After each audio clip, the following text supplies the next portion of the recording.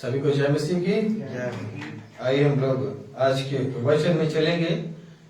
जैसे कि हम लोग चल रहे हैं, पूरे महीने भर से हम लोग एक ही विषय को लेकर चल रहे हैं और हम सब ने बढ़ चढ़ करके हिस्सा लिया इसमें और हमने बताया वचन के बारे में।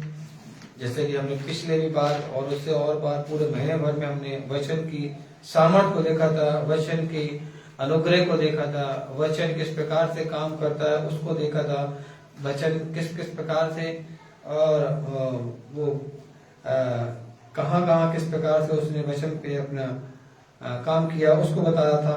सबने बताया, अपने अपने योगदान को सबने दिया और इसमें हिस्सा लिया पूरे महीने भर हमने। और भी हम आगे चल सकते हैं इसमें, और भी हम इसको हम आगे देख सकते हैं।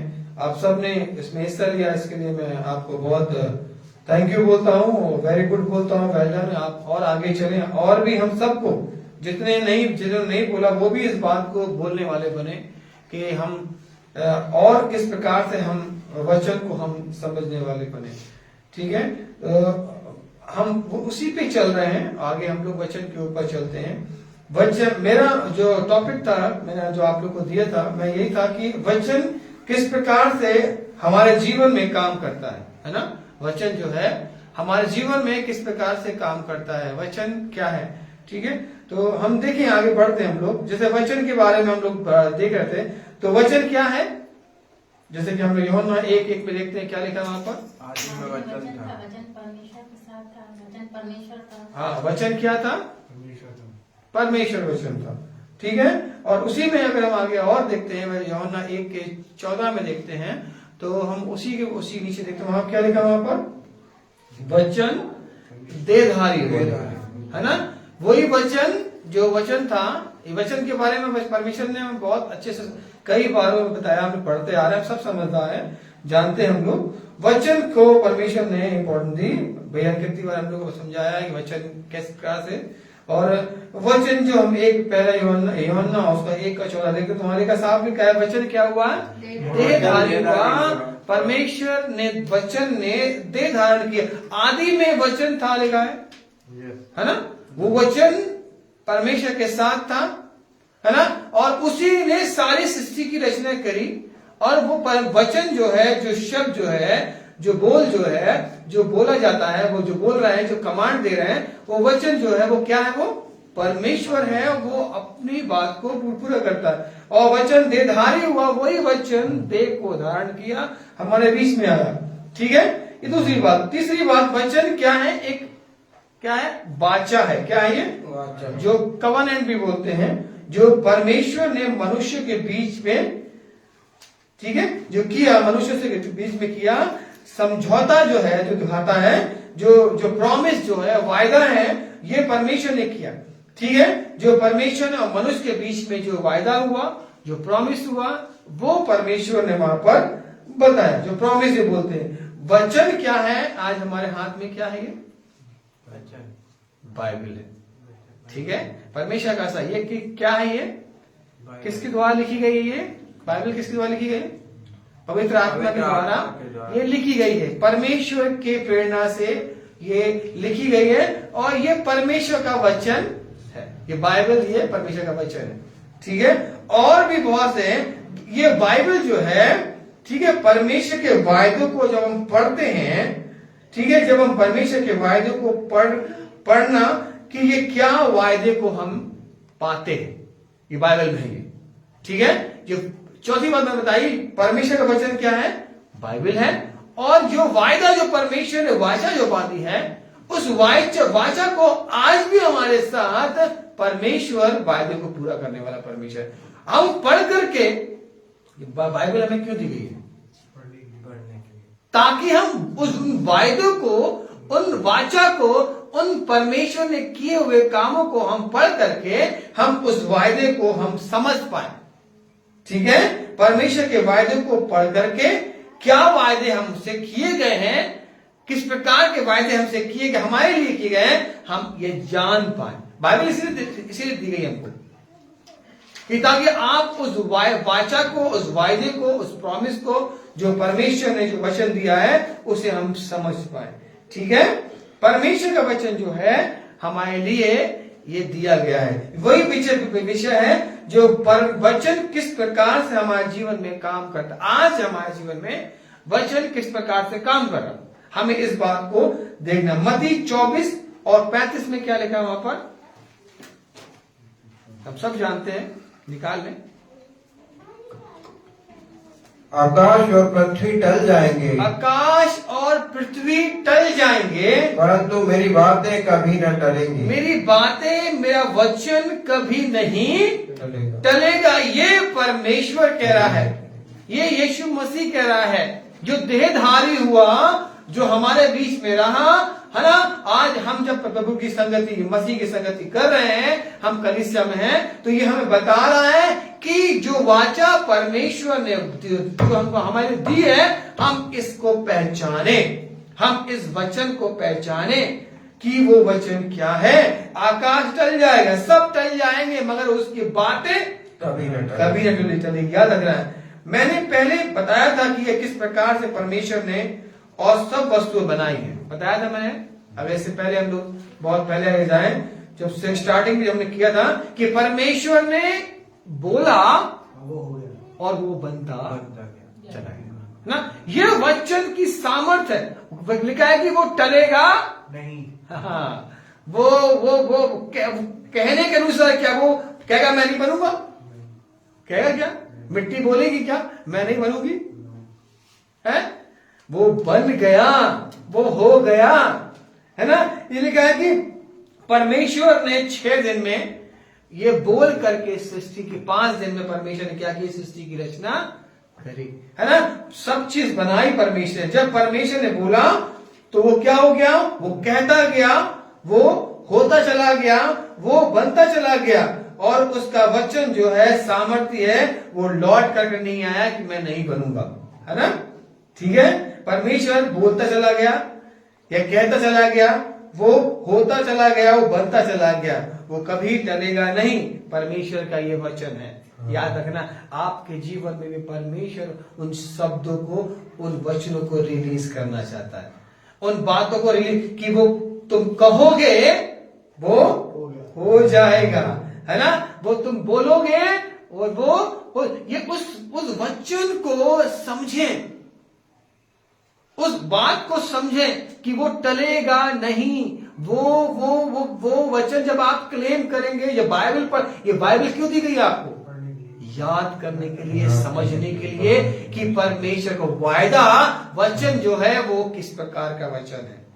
ठीक है, देख लीजिए एक और उदाहरण देते हैं हम लोग आपको, मत्ती में देखते हैं हम लोग, जानते हैं हम लोग, मत्ती 8 में देखें, वहां पर एक बहुत अच्छा सूबेदार का वो है।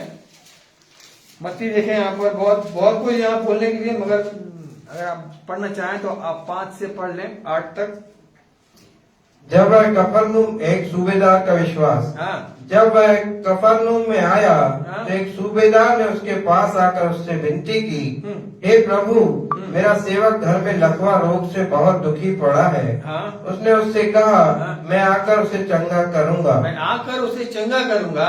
सूबेदार ने उत्तर दिया, देख लीजिए, सूबेदार उत्तर दे रहा है, उसे बता रहा है, क्या बता रहा है, हाँ? सूबेदार ने उत्तर दिया, हे प्रभु, हाँ, मैं इस योग्य नहीं हाँ, कि तू मेरी छत तले आए, हाँ, परंतु केवल मुख से कह दे, परंतु मुख से कह दे। देखिए ये कितनी बड़ी बात है, ये टलेगा नहीं, ये इस बात को ये बता रहा है, वो जानता है कि वो किस प्रकार से वो जब बोलेगा तो वो हो जाएगा, आएगा, है ना। ये परमेश्वर ने बोला। आज इस बात को समझिए, सृष्टि की रचना किस प्रकार से हुई है, ये बाइबल इतने अच्छे से समझाती है कि परमेश्वर ने बोला और वो बन गया, है ना। परमेश्वर ने कहा और वो हो गया, क्योंकि लिखा है कि उसका वचन, उसकी बातें टलेगी नहीं, वो बिना हुए वो पूरी नहीं हो सकती है। मगर हमें क्या करना है, उस बात को बोलना है कि परमेश्वर तेरे वचन में इस प्रकार से लिखा है, तूने ये कहा है, तू ये बोल रहा है परमेश्वर हमें बरकत आशीष और आशीष से भरने वाला परमेश्वर है। जब तक इस वचनों को आप नहीं बोलेंगे वो आशीषें आपके जीवन में कभी नहीं आएंगी। इसलिए वो चाह रहा है परमेश्वर कि हम इन बातों को बोलें, इन बातों को क्लेम करें, है ना, इन बातों को हम कहने वाले बने, तब जाकर के हम उसको भुना पाएंगे। मैंने हमेशा बोला है, एक चेक आपको अगर मिला है और उसे आपने फ्रेम करके रख लिया है तो वो किसी काम का नहीं है ना। अगर वो चेक मिला है कि हाँ हमको इन्होंने चेक दिया है, हमें आजकल वो मिलते हैं, हमारे एमपी में बहुत प्रधानमंत्री चेक मिलते हैं, वो चेक मिला और आपने फ्रेम करा के टांग लिया कि प्रधानमंत्री ने हमको चेक दिया है और उसे भुनाया नहीं, उसे बैंक में जमा नहीं किया, तो वो किसी काम का है क्या? आज हम यही कर रहे हैं, आयतें बना के टांग लेते हैं मगर उसे पढ़ते नहीं। हर महीने कैलेंडर में आयतें आती हैं, हम उसे पढ़ते नहीं हैं, है ना, मगर हम टांग रहे हैं मगर हम पढ़ते नहीं हैं। मुझे माफ करेगा, बोलना नहीं चाहिए, मगर हमें क्या करना है, उसे अपने जीवन में क्या करना है। डैडी हमेशा बोला करते थे, जुगाली करो, पागुर है ना। ये बच्चों को हम पागुर करेंगे, ये चरेंगे, है ना। चरने किस लिए दिए, हमें चरने के लिए दिए। जब हम ये पागुर करेंगे, ये चरेंगे, हम जब खाएंगे, इसे बोलेंगे, तब परमेश्वर की ब्लेसिंग हमको भर भर के मिलेंगी, आशीष भर भर के मिलेंगे, क्योंकि हम वायदे को क्लेम कर रहे हैं। हम अपनी जो परमेश्वर ने हमारे रखा है, हम उसको लेने के लिए आगे आ रहे हैं। याद रखना, ये सूबेदार क्या बोल रहा है, पढ़े बता। तो सूबेदार ने उत्तर दिया, हे प्रभु, मैं इस योग्य नहीं कि तू मेरी छत तले आए, परंतु केवल मुख से कह दे, परंतु अगर तू मुख से कह दे तो मेरा सेवक चंगा हो जाएगा, मेरा सेवक चंगा हो जाएगा। देखिए कितनी बड़ी बात, कितनी बड़ी बात वो कह रहा है कि बस आप बोल दीजिए परमेश्वर, वो जो दूर है वो चंगा मेरा सेवक हो जाएगा। क्यों कह रहा है, ये बात आपको समझनी बहुत जरूरी है, इस बात को जानना बहुत जरूरी है। वो सूबेदार क्यों इस बात को कह, पढ़े आगे बात क्या लिखा है, 9 से 9। हाँ, क्योंकि मैं भी पराधीन मनुष्य हूँ, क्योंकि मैं भी पराधीन मनुष्य हूँ और सिपाही मेरे अधीन है। हाँ देखिए, वो मैं भी एक अधिकारी व्यक्ति हूँ कह रहा है, और मेरे अंडर में बहुत से लोग काम करते हैं, ये बात बोल रहा है। जब मैं एक से कहता हूँ जा, जब एक से मैं कहता हूँ जा, तो वह जाता है, वो जाता है, वो मेरी बात को टालेगा नहीं, वो जाएगा। और दूसरे से आ, और दूसरे से जब मैं बोलता हूँ वो आ जाओ, तो वह आता है, वो आता है। और जब अपने दास से कहता हूँ, और जब मैं किसी से बोलता हूँ ये कर, तो वह करता है, क्योंकि वो जानता था। हालेलुया। ये बात को हमें समझना है कि परमेश्वर का शब्द जो वचन जो है वो रिलीज जब हम करते हैं वो उसे पूरा करता है। याद रखना, वचन में सामर्थ है, मैं हमेशा बताया वचन में ताकत है, सामर्थ है, वो अपनी काम को करने के लिए निकल पड़ता है। याद रखना, है ना। वो सरदूत वो लग जाते हैं उसकी बात को पूरा करने के लिए, है ना। वो अपनी बात को पूरा करने के लिए, वो मानने के लिए वो चले जाते हैं। ये परमेश्वर ये आपसे कहना चाह रहा है, उस वचन को रिलीज करो अपने मुंह से, अब बोलो अपने जबान से कि परमेश्वर ने क्या क्या तुम्हारे जीवन में करने के लिए वायदे किए। और क्या पढ़ा आगे, यह सुनकर यीशु को अचंभा हुआ। देखिए ये सुन करके परमेश्वर को, हमारे यीशु मसीह को बहुत अचंभा हुआ। और जो उसके पीछे आ रहे थे उनसे कहा, मैं तुमसे सच कहता हूँ, मैं तुमसे सच कहता हूँ कि मैंने इस्राएल में भी ऐसा विश्वास नहीं पाया, ऐसा विश्वास मैंने नहीं देखा। कितनी अद्भुत बात ये, क्योंकि वो प्रैक्टिकल बात को समझ रहा है कि आप बोल दीजिए वो हो जाएगा, क्योंकि मैं जानता हूं आपके शब्द जो निकलते हैं वो बिना पूरे हुए लौटते नहीं है। याद रखना, वो हो जाते हैं, क्योंकि मैं भी एक अधिकारी, वो अधिकार की तरह से, ये अधिकार आपको भी दिया परमेश्वर ने, ये अधिकार बोलने का अधिकार आपको भी दिया है, क्लेम करने का अधिकार आपको भी दिया परमेश्वर ने। ये वचन की इस बात को समझे कि परमेश्वर ने आपके जीवन में कितनी अद्भुत बात, ये वचन जो बाइबल जो आपको दी है, इसे पढ़ करके क्लेम करने वाले हम बन जाए, ताकि तुम्हारे जीवन में वो आशीष कभी रुकने ना पाए। ठीक है, यही परमेश्वर समझाने की कोशिश कर। सूबेदार उस सामर्थ को पहचान गया। ठीक है, और आप कब पहचानेंगे, हम कब पहचानेंगे इस सामर्थ को? जब हम इस बात को समझ रहे हैं तो हमें वचन को समझना है। जो वचन परमेश्वर ने हमको बाइबल दी है, इस वचन की इस अहमियत को हमको समझना है। आज का विषय यही है कि हम किस प्रकार से वचन को इस्तेमाल करें। आज हम यही है कि हम किस प्रकार से वचन जो हमारे जीवन में काम करता है, किस प्रकार से हमारे जीवन में वो काम करे, ये आपको समझना है। कब आपको वचन क्लेम करना है, कौन सा वचन आपको क्लेम करना है, किधर आपको ये वचन क्लेम करना है, कैसे बोलना है, ये वचन बाइबल में आपको मिलेंगे। देखिए एक वचन और देखेंगे हम लोग, भजन संहिता 119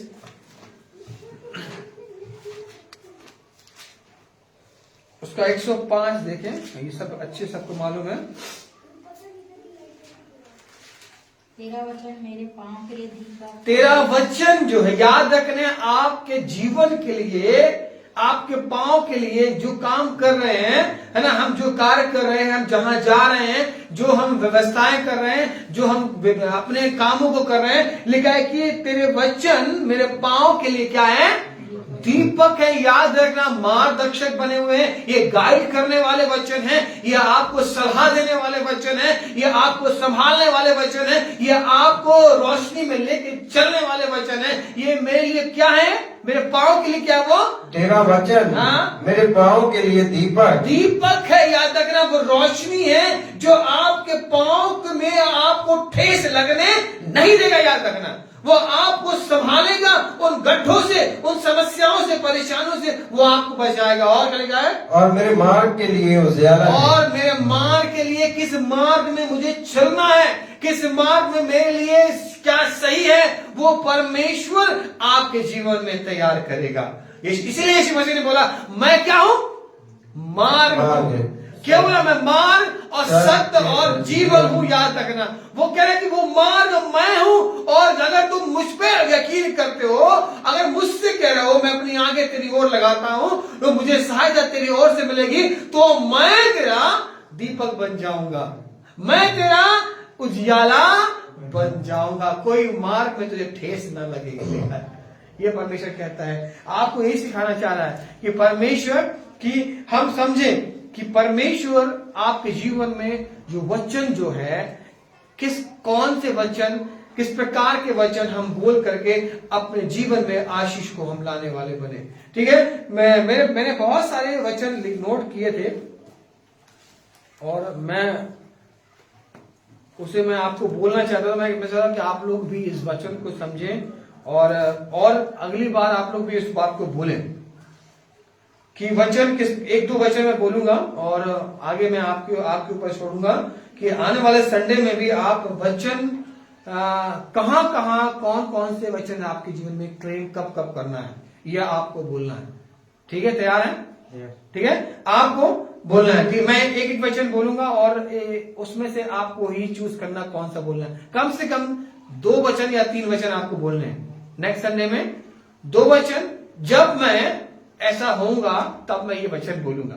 सुन लीजिएगा, जब सब कुछ चला जाए और कुछ भी ना हो, तब आप कौन सा वचन बोलेंगे? जब सब कुछ चला जाए और आप कुछ भी ना हो नहीं हो पा रहा कुछ भी, तब आप क्या करेंगे? ठीक है, नहीं, अब नेक्स्ट संडे मुझे आप बोल बताएंगे। ठीक है, नेक्स्ट संडे आप मुझे बताएंगे कि जब मेरे जीवन में कुछ भी ना होगा, आप इसमें से कोई भी 2 ले लेगा, मैं और बता रहा हूं आपको। जब सब कुछ चला जाए और कुछ भी ना हो आपके पास, तब आप कौन सा वचन बोलेंगे? देख लीजिए, मैं छोटा सा एग्जांपल दे रहा हूं, अय्यूब के जीवन में दे रहा हूं। अय्यूब के जीवन में क्या हुआ था? अय्यूब 1 निकाले, 21 निकाले, क्या देखा बोल रहा है? हाँ, 1 21 निकाले, बहुत अच्छा वचन है। मैं ये आपको वचन उस समय क्लेम करना है जब आप मैं हाँ अपनी माँ के पेट से नंगा निकला और वहीं नंगा लौट जाऊंगा। हाँ, जैसे मैं आया था वैसा मैं नंगा लौट जाऊंगा। यहोवा ने दिया और यहोवा ही ने लिया। यहोवा का नाम धन्य है। यहोवा का नाम धन्य है ना। ये परमेश्वर, ये वचन आपको उस समय बोलना है ना।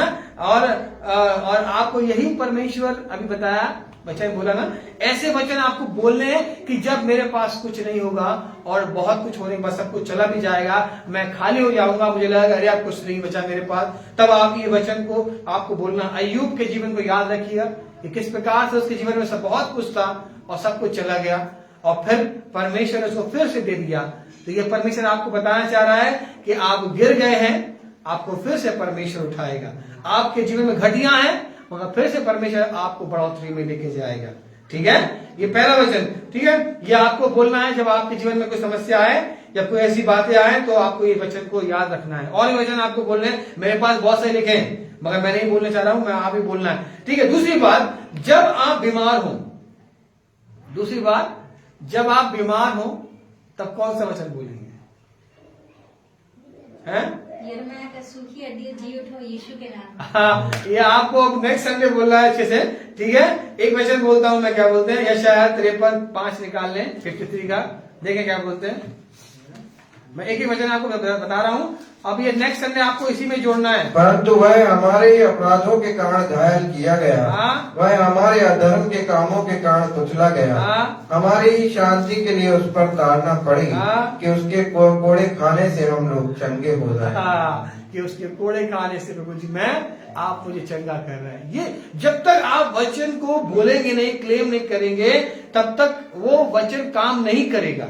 और हम जब बीमार पड़ जाते हैं, जब हम समस्याओं में रहते हैं, तब तो हमें इन वचनों को बोलना आना चाहिए, है ना। हमको ये बात बोलनी आनी चाहिए। बहुत से वचन मेरे पास लिखे हैं, मैं चाहूंगा कि नेक्स्ट संडे आप बोलें, उसके बाद अगर नहीं बोलेंगे तो फिर मैं बोलूंगा, ताकि आप और उसमें भर सके। एक आप चाहें तो इनको टॉपिक बना करके भी आप बोल सकते हैं। जब आप या मैं बीमार पड़ूं तो कौन सा वचन, कौन से वचन हमको क्लेम करने हैं, ये आप चाहें तो टॉपिक में भी इसको परिवर्तन कर सकते हैं।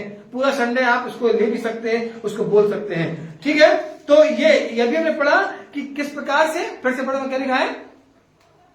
परंतु वह हमारे ही अपराधों के कारण घायल किया गया। ये याद रखना, पर यीशु मसीह आपके कारण घायल किया गया, मारा गया। हाँ, वह हमारे अधर्म के कामों के कारण, वो आपके अधर्म या आपके बीमारियां जो समस्या आती हैं, वो कहता है कि वो किस कारण से आ रही है, हमको बार बार शैतान याद दिलाने की कोशिश करता है ना। अरे तुम ऐसे हो, तुम वैसे हो, तो तुम याद रखना, तुम्हारे अधर्म के कारण, कामों के कारण कुचला गया, वो कुचल दिया गया। हमारी ही शांति के कारण उस पर ताड़ना पड़ी कि उसके कोड़े खाने से हम लोग चंगे हो गए। कोड़े खाने से, याद रखना, यीशु मसीह ने आपके लिए किया ताकि तुम चंगे हो जाओ।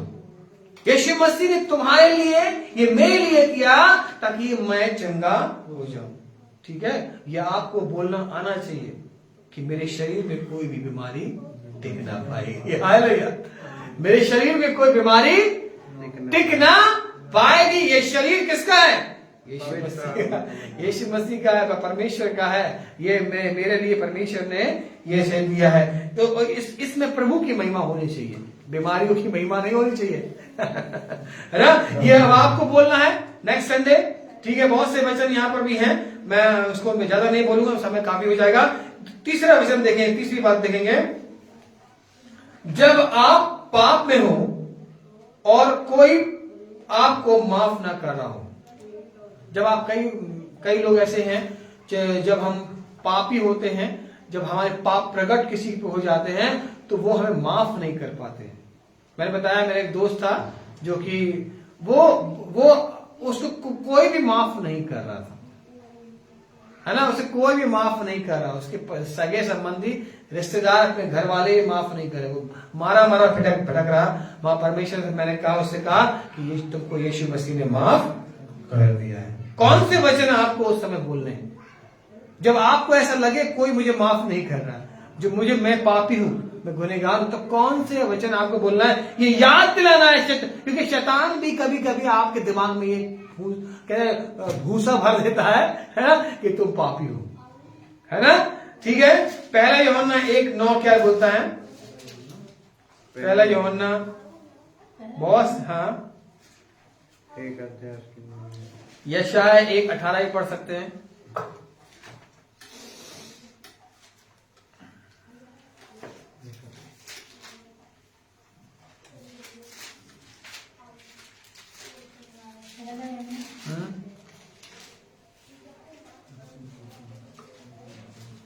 पढ़े।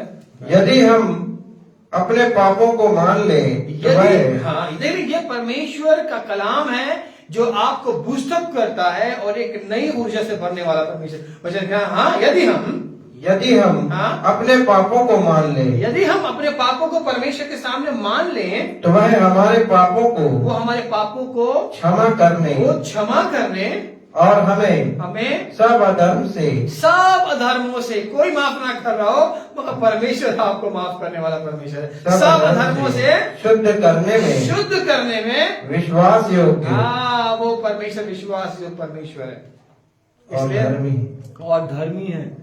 हाँ, परमेश्वर आपको प्यार करता है, इसलिए वो आपको माफ कर रहा है। कोई माफ ना कर रहा हो तो ये वचन बोले, आपके जीवन में एक नई आशीष आएगी। एक और वचन किसी का निकालेंगे, यशाया 1:18 देखें।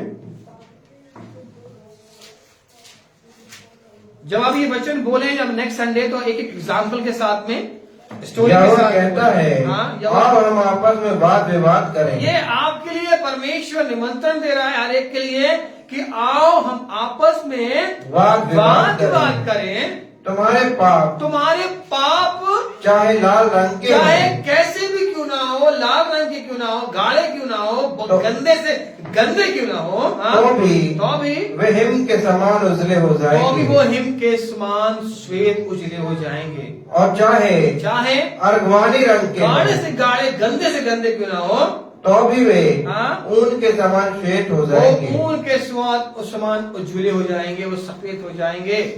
याद है ना, परमेश्वर ऐसा हमारे जीवन को क्योर पवित्र करने वाला परमेश्वर है। जब कोई आपको माफ ना कर रहा हो, जब कोई आपके जीवन में वो उन बातों को, परमेश्वर आपसे बातें कर रहा है, ये वचन आपको दे रहा है। एक वचन मैंने बताया, इसको आपको बोलना, इसको टॉपिक बना लीजिए नेक्स्ट संडे चाहे तो आप, और इसे बोले कि परमेश्वर आपके जीवन में बहुत सारी आशीष देगा। तीसरी और चौथी बात देखेंगे यहां पर, जब आप डर और भय में हो, जब आप डर और भय में हो, तब आप कौन से वचन को बोलेंगे? मैं शुरू से यही बात आपसे शुरू से बोलना मांग रहा, आप वचन को किस प्रकार से इस्तेमाल करेंगे, किस प्रकार से इस्तेमाल करते हैं। ठीक है, जब आप डर और भय में हो तो कौन सा वचन आप बोलेंगे। ठीक है, जब आप डर में हो, हमें बचपन से सिखाया गया, कौन सा वचन सिखाया गया? हम लोग बचपन से बोलते आ रहे हैं, यहोवा मेरा चरवाहा मुझे कोई तकलीफ, है ना। आज भी हम लोग, जब मैं रात में सोता हूँ ना, ऐसा हो नहीं सकता कोई रात में मैं ये वचन ना बोलता हूँ। 4-5 वचन ऐसे मेरे दिमाग में अपने आप आ जाते हैं और बोलते बोलते मैं सो जाता हूँ अपने आप। ये वचन मैं कंपल्सरी अपने आप निकल के आते हैं। ये ऐसा नहीं कि अपने आप ही कुछ वचन हैं, आयते हैं अपने आप निकलती हैं और बोल के मैं कब सो गया, मैं ऐसा नहीं होता। ये परमेश्वर हमें बोलने के लिए कहता है। तो देखिए, जब आप डर और भय में हो तो कौन से वचन बोलेंगे। ठीक है, बहुत से वचन है यहाँ पर, ये आपको स्टडी करनी है, पढ़ना है और देखना है। मैं टॉपिक आपको बता रहा हूँ, एक वचन मैं आपको बता रहा हूँ। यशाया आप 43 का देख लेंगे, इसका सेकंड वाला क्या लिखा है? 43, हाँ, सेकंड, उसी का सेकंड देखें, सेकंड पार्ट। हाँ, पढ़ ले, पूरी पढ़ ले, 43 पढ़ ले, 43 का पूरा। हे इस्राएल, तेरा रचने वाला, और हे याकूब तेरा सृजनहार यहोवा कहता है मत डर, क्योंकि मैंने तुझे छुड़ा लिया है, मैंने तुझे नाम लेकर बुलाया है, तू मेरा ही है। जब आपको डर लगे, भय लगे, तो कहना कि यीशु मसीह ने मुझे बुलाया है ना। उसे जब तू डर लगे लिखा है, जब तू क्या करना, है ना, जब तुझे भय लगे, है ना, तो मुझे पुकारा, मैं तुझे छुड़ा लिया है। ये परमेश्वर का वचन आपके जीवन में काम करे। बहुत से वचन है यहाँ पर, आपको ये बोलने हैं, ठीक है, आपको क्लेम करना है। आप देखिए परमेश्वर आपके जीवन में कितना अद्भुत काम करेगा और आपको और आशीष से भरेगा। ये टॉपिक बना करके इसे इस्तेमाल करें। जब आप डर और भय में हो, जब मैं डर में और भय में हूं, तो मैं कौन से वचन को बोलूंगा, मैं कौन से वचन को क्लेम करूंगा, ठीक है। 5वीं बात देखेंगे। अब आपको प्रैक्टिस करनी है, आपको देखना है। समय मेरे पास नहीं है, मेरे पास बहुत सारे वचन है, ताकि मैं आपको बता रहा हूं, और इसी में हम नेक्स्ट संडे भी चलेंगे, ठीक है। और बोलूं मैं, क्या वचन को और बोलूं? बहुत सारे वचन है यहाँ पर। एक पॉइंट और बोल दें हम लोग, ठीक है। धन का अभाव, धन का अभाव, जब धन का अभाव हो, जब धन में कमी लगे हमें, है ना, कुछ बहुत से अच्छे वचन है, बहुत से वचन है यहाँ पर। धन का जब अभाव हो, तब आप कौन सा बोलेंगे? जब आपको ये लग रहा है कि धन आपके जीवन में नहीं है, जब आपको लग रहा है कि धन की कमी है, तो आप क्या बोलेंगे? ठीक है। इतिहास फर्स्ट क्रॉनिकल 29, पहला इतिहास 29 29 का 12 देखेंगे। 29 का 12।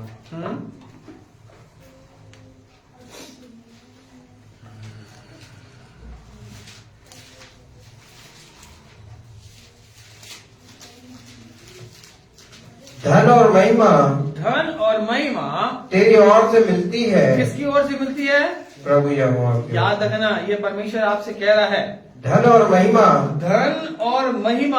तेरी ओर से मिलती है, परमेश्वर की ओर से मिलती है। याद रखना, हमको ये कहाँ से मिल रही है? परमेश्वर की ओर से। हाँ, और तू सबों के ऊपर प्रभुता करता है, और तू सबों के ऊपर प्रभुता करेगा। याद रखना, करता है। हाँ? सामर्थ और पराक्रम तेरे ही हाथ में है। सामर्थ और पराक्रम तेरे ही हाथ में है। तेरे ही हाथ में है। याद रखना है, वो जो आप धन के अभाव में आप कह रहे हैं मैं कुछ नहीं कर सकता, मेरे पास ये नहीं है, परमेश्वर आपको नई बूस्ट से भरना चाहता है, नई ताकत से भरना चाहता है, नई बातों से आपको भरना चाहता है, कि इस बात को आप समझें कि जो धन और सामर्थ है वो कहाँ से हमको मिलती है। फिर से पढ़ा आप। धन और महिमा तेरी ओर से मिलती है। धन और महिमा तेरी ओर से मिलती है। परमेश्वर का ये वायदा है आपके लिए। और तू सबों के ऊपर प्रभुता करता है। याद रखना, आप धन और महिमा जब मिलेगी आपको, वो परमेश्वर प्रभुता करने। कभी कभी हम लोग निराश हो जाते हैं कि यार हमारे पास धन नहीं है, हमारे काम पैसे नहीं है, हम ये करना चाह रहे हैं, वो करना चाह रहे हैं,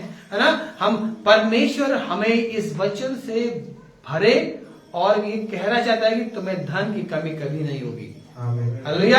तुम्हें धन की कमी कभी नहीं होगी। धन और महिमा तेरी ओर से मिलता है, और सामर्थ और पराक्रम तेरे ही हाथ में है। हाँ, याद रखना कि सामर्थ, अभी वचन की सामर्थ समझेंगे, हमने पहले भी बताया था हमने।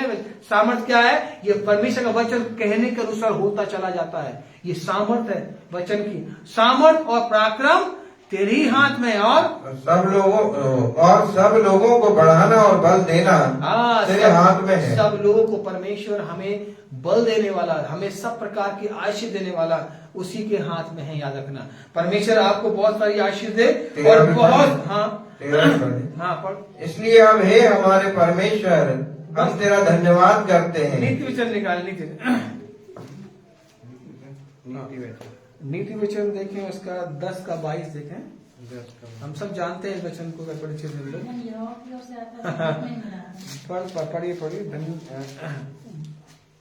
10 का धन यहोवा की आशीष ही से मिलता है। हाँ, धन यहोवा की ओर से मिलता है। कहाँ से मिलता है हमें धन?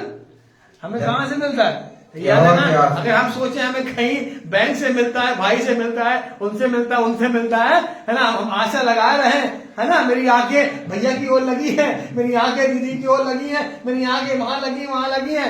याद रखना, कहीं तेरी आंखें यहोवा की ओर लगी रहे, तेरी आंखें परमेश्वर की ओर लगी रहे, जो देने वाला परमेश्वर। धन और महिमा उसी की ओर से मिलता है ना।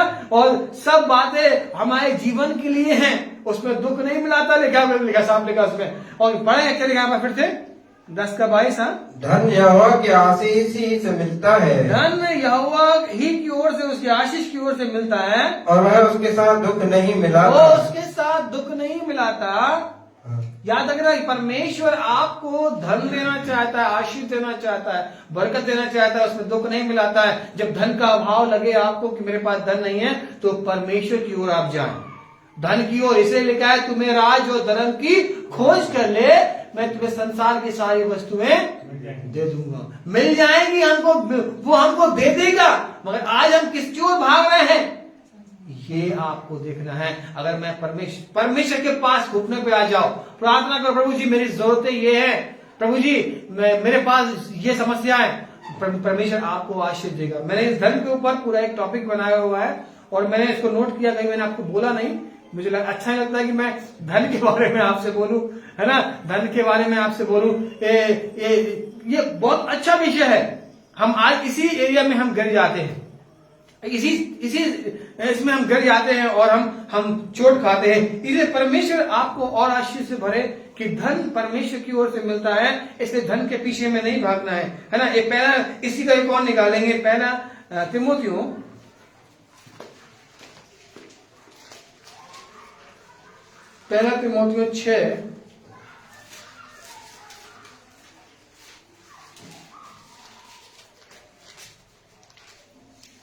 6 का देखेंगे हम लोग 10।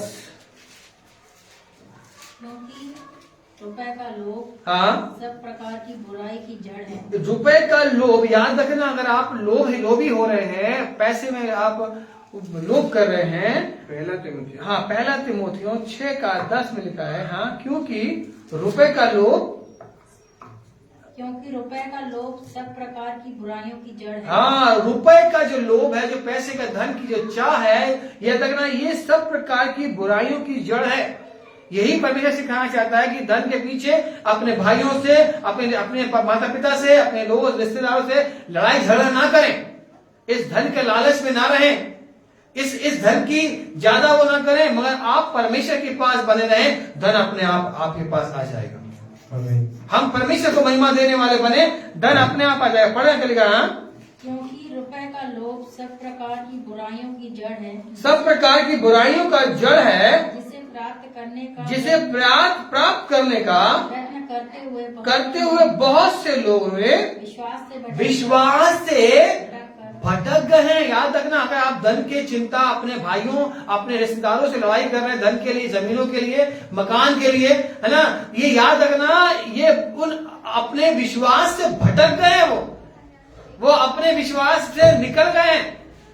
हाँ, और सब प्रकार की बुराइयां लेके आते हैं, दुखों से छलनी करते पड़े हैं।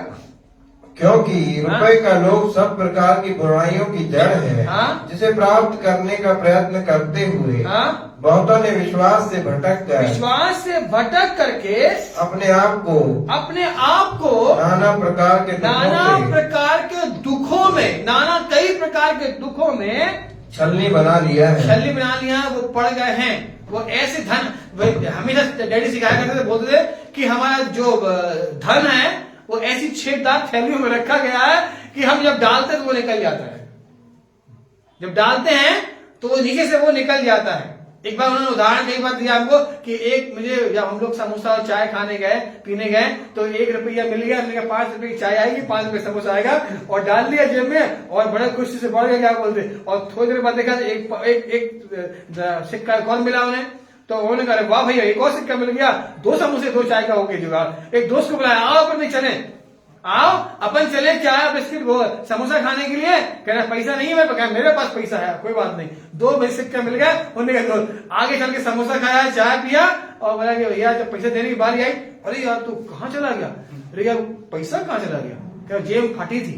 कह रहा वही सिक्का उनको बार बार मिल रहा था, और वो उनको मिल करके उस में एक और मिल गया है ना, और वो कहाँ गिर गया उन्हें पता नहीं चला। तो इसे नाना प्रकार की जो छेददार थैलियों में जो रखे गए हैं वो निकल जाएंगे।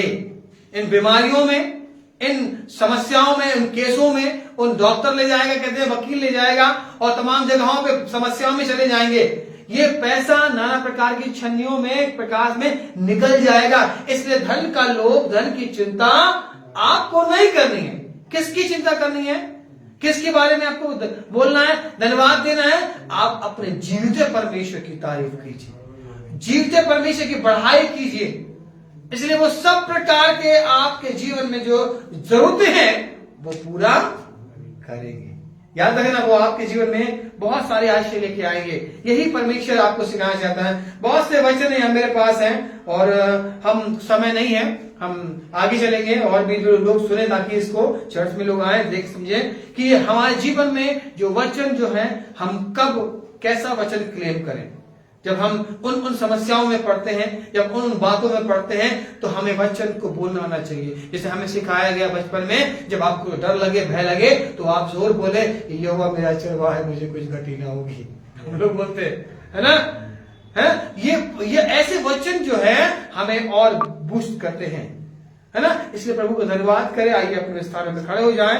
हम आपको बुद्धिमान बनाना चाहते हैं वचन में, आपको समझदार बनाना चाहते हैं वचन में, ताकि आपके जीवन में वो समस्याएं, परेशानी आए, वो कठिनाइयां आए, वो प्रॉब्लम्स आए तो आप वचन के द्वारा क्लेम कर सकें, उस वचन को आप भुना सकें, आप उस वचन को टांगे ना रहे मगर उस जबान से बोल सके कि मैं एक घोषणा करता हूं, मैं क्लेम करता हूं यीशु नासरी के नाम से, इस वचन के माध्यम से मेरे जीवन से ये समस्या चली जाए। और वो लिखा कि वो उसके अंदर सामर्थ है, वो अपनी बात पूरा किए वो लौटेगा नहीं। जब आप उससे बोलेंगे टलेगा नहीं, जब आप बोलेंगे, क्लेम करेंगे, वो अपनी बात को करने के लिए निकल पड़ेगा। लेकिन दूध से बोला परमेश्वर ने और वो गया और वो उसने काम को किया, ऐसे ही वो करेगा आपके जीवन में। जब आप रिलीज करेंगे तो दूध लेकर के निकल जाएंगे।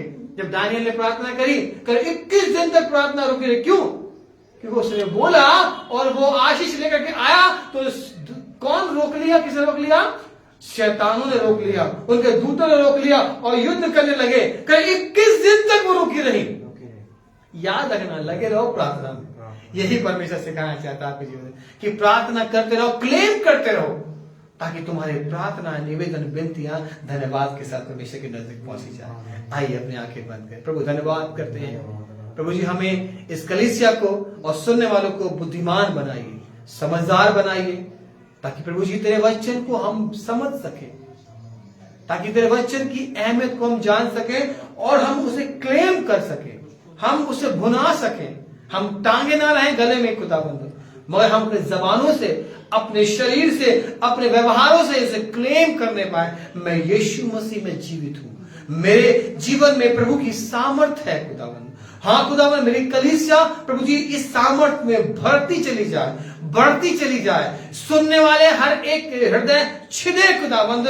जब हम बोले तो प्रभु जी तेरी महिमा प्रकट होने पाए खुदाबंद, हमारे व्यवहारों से तेरी महिमा प्रकट होने पाए। इस कलीसिया के तेरे हाथ में सौंपते हैं खुदाबंद। हर एक को तू आशीष बरकत से भर, हर एक परिवार को प्रभु जी अपनी विशेष ब्लेसिंग से भर, ताकि ये तेरे वचनों को घोषणा कर सके, क्लेम कर सके और इनके जीवन से वो शैतान, परेशानियां, समस्याएं वो निकल के भाग जाने वाली बने। प्रभु जी धन्यवाद, हर एक सुनने वालों पे अपनी आत्मा को उंडेलिए, ये समझ पाए कि वचन को मुझे क्लेम करना है, मुझे घोषणा करनी है, मुझे बोलना है यीशु के नाम से। हाँ खुदावंद दया कर यीशु मसीह, अपनी आशीष और बरकत से भर। हम सब पे अपने हाथ पर यीशु के नाम से मांगते हैं, आमीन आमीन। आइए प्रभु की प्रार्थना।